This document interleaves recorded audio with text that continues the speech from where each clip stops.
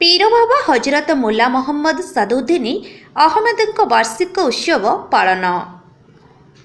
धामनगर विज्ञापन अंचल परिषद अंतर्गत 8 नंबर वार्ड अधीन मुलणसाही ग्राम प्रतिवर्ष भली चलित वर्ष पीर बाबा हजरत मुल्ला मोहम्मद साधुनी अहमद वार्षिक उत्सव महा आडंबर पालन कर गुरुवार धामनगर खानका शरीफ मतुअली अलहज सैयद गुलाम मोहम्मद हबीब पीर बाबा आस्थान को गोलाप जल और चंदन रे गाधेबा परे कोरान पाठ और भोग करथिले।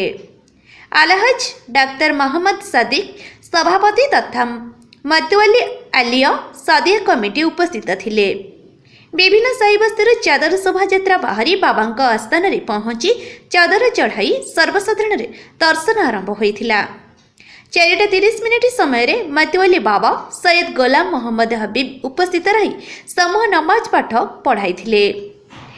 एही उपलक्षे स्थानीय अंचल लिचुमल रे सुसज्जित होइथिबा बेले फूलर एक तोरण बेस लोकमानक आकृष्ट करने सहित आलोचनार विषय पलटिछि।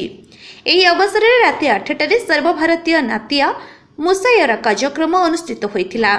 एथिरे विभिन्न राज्य आसिथिबा मौलाना उलमा और शायर एवं कवि माने जोगदेई पीर बाबा नीति आदर्श संपर्क में भाषण प्रदान करथिले। पीर बाबा उर्स उत्सव में विभिन्न राजनीतिक दलर नेता माने एवं आखपाख अंचल भक्त और श्रद्धालु पीर बाबा दर्शन करथिबा बेले शेष उर्स कमिटी संपादक समस्त को धन्यवाद अर्पण करथिले।